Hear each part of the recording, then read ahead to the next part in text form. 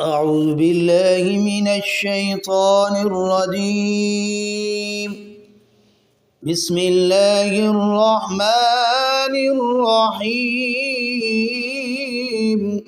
ولما فصلت العير قال أبوهم إني لأجد ريح يوسف لولا أن تفندون. اور جب قافلہ چل پڑا تو جناب یعقوب علیہ السلام نے فرمایا انی لاجد ریح یوسف، بے شک میں یوسف کی خوشبو پاتا ہوں، لولا ان تفندون، اور اگر تم مجھ کو بڑھاپے میں بے کی باتیں کرنے والا نہ سمجھو۔ قالوا تاللہ، بیٹو نے کہا اللہ کی قسم، انک لفی ضلالک القدیم، بے شک تو پرانے خیالات میں مبتلا ہے۔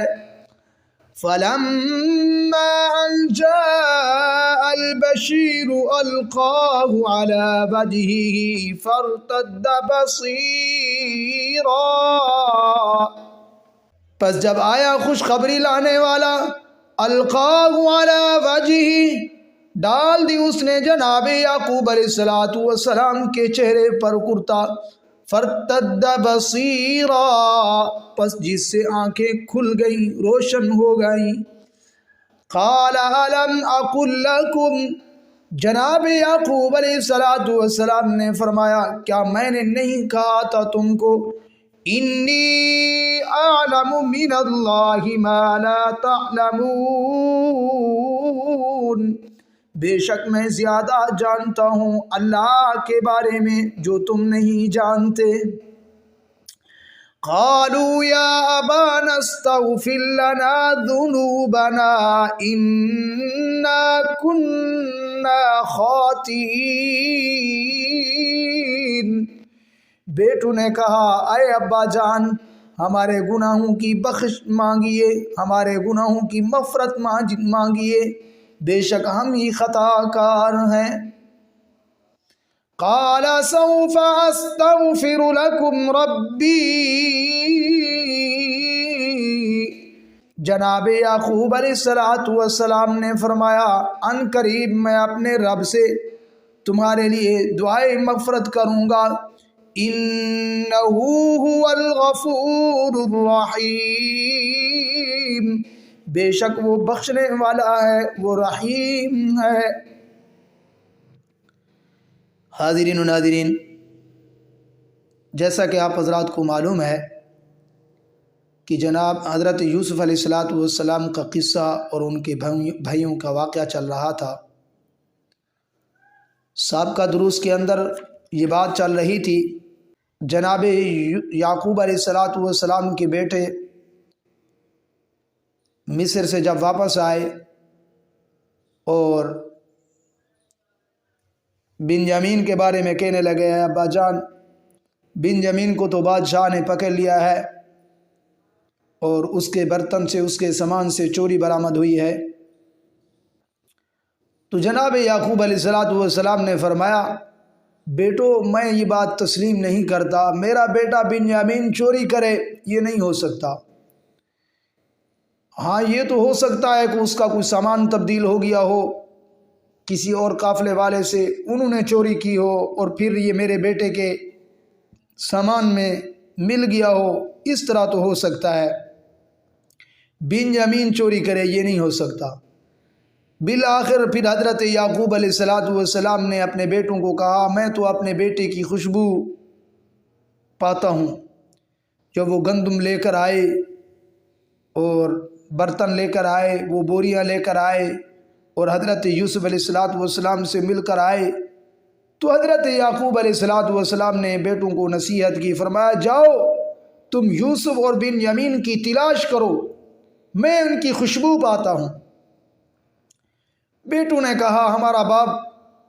کیسی بات کر رہا ہے، جیسے بوڑھے لوگ ہوتے ہیں بڑھاپے میں اس طرح کی باتیں کرتے رہتے ہیں، بس یہ بوڑھا ہو چکا ہے، بس ہر وقت یوسف کے تذکرے اور اس کے چرچے کرتا رہتا ہے، پرانے زمانے کی یہ باتیں کرتا ہے، پرانے زمانے کی اس کو خیالات آتے ہیں، یوسف کب کا گم ہو گیا ہے، اس کو بھیڑیا کھا گیا ہے، 40 سال کا عرصہ گزر گیا ہے، یہ پھر یوسف کی باتیں کرتا ہے۔ لیکن جب یہ پھر دوبارہ گئے تیسری مرتبہ مصر کے اندر، تو اللہ نے پھر حضرت یوسف علیہ السلام کو اجازت دے دی،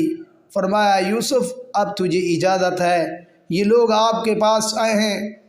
اور اپنے باپ کا غم لے کر آئے ہیں، اپنے گھر والوں کا غم لے کر آئے ہیں اور باپ کا خط بھی لے کر آئے۔ حضرت یعقوب علیہ السلام نے ان کو ایک خط بھی دیا تھا کہ یہ جا کے یوسف علیہ السلام کو بادشاہ کو دینا ہے۔ تو وہ خط حضرت یعقوب علیہ السلام کا یہ تھا کہ انہوں نے لکھا، میں یعقوب صفی اللہ بن اسحاق بن ابراہیم خلیل اللہ، یوں لکھا، فرمایا کہ ہمارا پورا خاندان آزمائش میں معروف ہے، ہمارے دادا ابراہیم خلیل اللہ کو بھی ظالم بادشاہ نے آگ کے چیخے میں ڈالا تھا، اللہ نے پھر ان کی حفاظت فرمائی، یہ بھی بہت امتحان تھا۔ اسی طرح حضرت اسحاق علیہ السلام پر شدید امتحان آیا، اور پھر ایک لڑکے جو حضرت اسماعیل علیہ السلام ان پر امتحان آیا، تو میں انہی کی اولاد میں سے ہوں، مجھ پر بھی ایک مفارقت اور بہت بڑا امتحان آیا ہے کہ میرا بیٹا گم ہو گیا ہے، میں ایک اس بیٹے کے غم میں ہوں، اور دوسرا بیٹا آپ نے جو ہے اس کو پکڑ لیا ہے، چوری کے اندر آپ نے اس کو گرفتار کر لیا ہے، اور ہم انبیاء کی اولاد ہیں، ہم نے نہ کبھی چوری کی ہے، نہ ہماری اولادوں میں یہ چوری کا کوئی شبہ ہے۔ تو یہ جناب یعقوب علیہ السلام کا خط تھا۔ تو جب جناب یوسف علیہ السلام نے اس خط کو پڑھا تو اللہ کی طرف التجا کی، فرمایا اللہ میرا باپ اس طرح غم میں مبتلا ہے، بھائی اس طرح ہیں، اب تو مجھے اجازت دیجئے کہ میں اپنا ان کو تھوڑا سا تعارف کراؤں۔ تو جناب یوسف علیہ السلام نے تعارف کرایا، میں وہ یوسف ہوں، اور تم نے یوسف کے ساتھ ایسا کیا ایسا کیا، اس کو کنویں میں ڈالا، کافروں کے ہاتھوں میں جو ہے آپ نے اس کو فروخت کیا غلام بنا کر، میں ساری آزمائش بھگت کر آیا ہوں۔ بالآخر وہ بھائی گر گئے جناب یوسف علیہ السلام کے قدموں میں، تو پھر حضرت یوسف علیہ السلام نے ان کو وہ قمیص اور کرتا دیا، جس کی پیچھے بھی کچھ تفصیل گزر چکی ہے۔ تو آج کے درس میں بھی پھر وہی اللہ تعالیٰ نے اس کو دوبارہ اس انداز میں بیان کیا، فرمایا فَلَمَّا جَاءَ الْبَشِيرُ أَلْقَاهُ عَلَى وَجْهِهِ فَارْتَدَّ بَصِيرًا، پس جب خوشخبری لانے والا خوشخبری لے کر آیا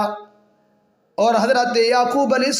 السلام کے چہرے پہ وہ کرتا ڈال دیا، وہ دوبارہ بینائی لوٹ آئی، روشن ہو گئی بینائی۔ حضرت یعقوب علیہ السلام بیٹوں کی طرف متوجہ ہو کر کہنے لگے، قال الم اقل لکم، کیا میں نہیں کہتا تھا تم کو،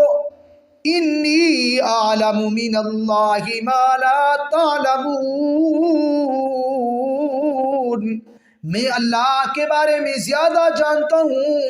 تم نہیں جانتے۔ کیا مطلب؟ یہ اشارہ تھا حضرت یوسف علیہ السلام کے خواب کی تعبیر کی طرف،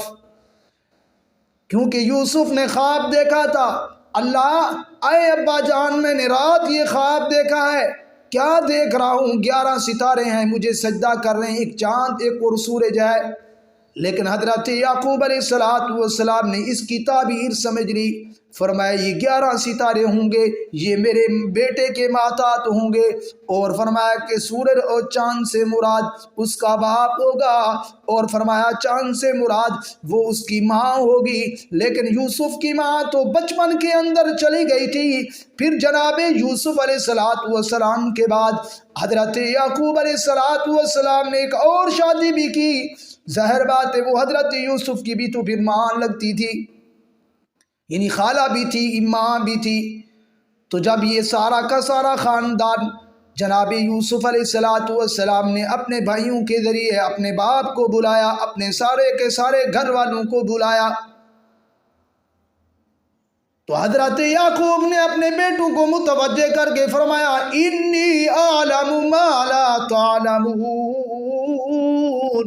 میں زیادہ جانتا ہوں تم نہیں جانتے اللہ کے بارے میں۔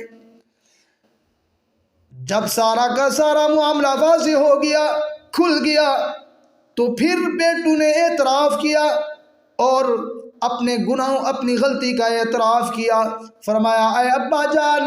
اپنے رب سے ہمارے لیے بھی دعا کیجئے تاکہ رب ہمارا ہم سے بھی راضی ہو جائے، ہم سے یہ غلطی ہوئی تھی، ہم آپ سے بھی معذرت چاہتے ہیں، اپنے رب سے بھی معافی مانگتے ہیں۔ حضرت یعقوب علیہ السلام سے بھی کہنے لگے ابا جان آپ تو اللہ کے نبی ہیں، آپ بھی ہمارے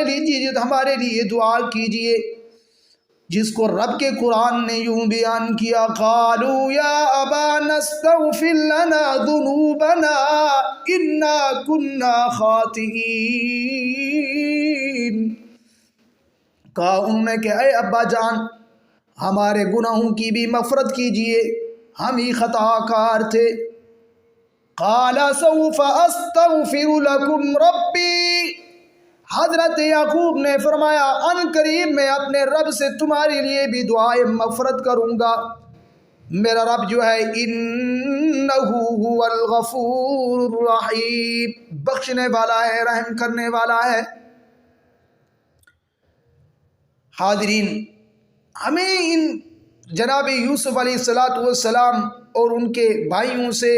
کیا ہمیں سبق ملتا ہے آج کے درس میں؟ ہم کو یہ سبق ملتا ہے کہ اگر بیٹا کسی باپ کی نافرمانی کر لے پھر آ کر اس سے باپ سے معافی مانگ لے تو باپ کو چاہیے جتنا بڑا بھی مجرم ہی کیوں نہ ہو آپ اس کو معاف کر دیں، یہ دنیا کا معاملہ ہے۔ جناب یعقوب علیہ السلام نے اپنے بیٹوں کو معاف کر دیا، 40 سال تک بیٹوں نے نہیں مانا کہ ہم نے یوسف کو جو ہے ایسے فروخت کیا، بلکہ انہوں نے کہا بھیڑیا کھا گیا۔ جب سارا کا سارا معاملہ کھل گیا پھر انہوں نے معافی تلافی مانگی، حضرت یوسف سے علیحدہ، حضرت یعقوب علیہ السلام سے علیحدہ۔ اسی طرح اگر کسی اور بندے کے ساتھ آپ کا کوئی معاملہ ہو، معافی مانگنے کے لیے آئے تو اس کو اللہ کی رضا کے لیے معاف کر دو۔ صحیح بخاری میں روایت ہے، حضرت ابو ہریرہ رضی اللہ تعالیٰ عنہ سے مروی ہے کہ رسول اللہ صلی اللہ علیہ وسلم نے ارشاد فرمایا جس شخص کے ذمہ کسی دوسرے کا کوئی حق مالی واجب ہو یا اس کو کوئی ایذا ہاتھ سے یا زبان سے پہنچائی ہو تو اس کو چاہیے کہ آج اس کو ادا کر دے یا معافی مانگ کر اس سے سبق دوشی حاصل کر لے، قبل اس کے کہ قیامت کا دن ہے جہاں کسی کے پاس کوئی مال حق ادا کرنے والا کوئی نہ ہوگا تو اس کے اعمال صالحہ کو اٹھا کر اس مظلوم کو دے دیے جائیں گے، پھر یہ خالی ہاتھ رہ جائے گا۔ اس لیے دنیا کے اندر اللہ نے ہمیں یہ موقع دیا ہے، اگر اس طرح کا کوئی معاملہ کسی پڑوسی کے ساتھ کسی عزیز کے ساتھ ہمارا ہوا ہے تو ہم اس کو اللہ کی رضا کے لیے معاف کر دیں۔ تب تک میں آپ سے اجازت چاہتا ہوں، اللہ تعالیٰ سے کے لیے مفتی عبداللطیف کے آفیشیل چینل کو سبسکرائب کریں۔ شکریہ۔